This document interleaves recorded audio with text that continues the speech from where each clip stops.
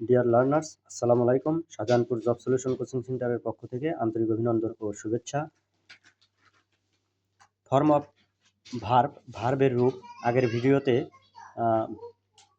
ভার্বের রূপ 5টি আলোচনা করা হয়েছে: V1, V2, V3, V4 এবং V5। তো V6 নামে ভার্বের আরও একটি রূপ আছে, সেটাকে আমরা যদি আলোচনা করি তাহলে এইরকম হবে: V1, V2, V3, V4, V5 এবং V6। যেমন গো, ওয়েন্ট, অর্থাৎ V1 হচ্ছে গো, V2 হচ্ছে ওয়েন্ট এবং V3 হচ্ছে গান, V4 হচ্ছে টু সহ মূল ভার্ব টু গো, অর্থাৎ এটার নাম ইনফিনিটি, আমরা আগের ভিডিওতে আলোচনা করেছি।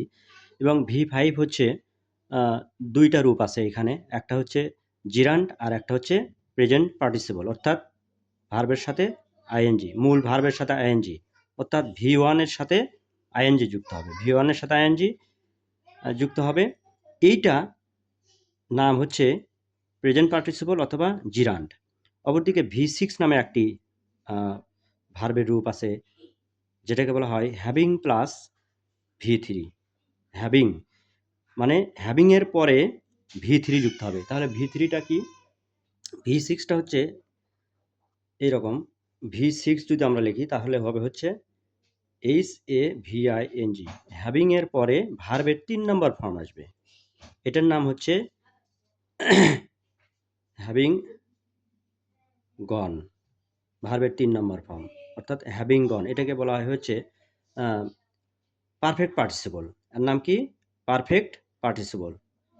যদি বলে যে হ্যাভিং প্লাস ভার্বের 3 নম্বর ফর্ম, এর নাম কি? অথবা প্রশ্ন করতে পারে হ্যাভিং প্লাস এর পরেই ভার্বের 3 নম্বর ফর্ম আছে, তখন সেই ফর্মের নাম কি হবে? তো ফর্মের নাম হবে হচ্ছে পারফেক্ট পার্টিসিপল, নাম হবে হচ্ছে পারফেক্ট পার্টিসিপল। তো ধন্যবাদ সবাইকে, ভালো থাকবেন সবাই। আসসালামু আলাইকুম।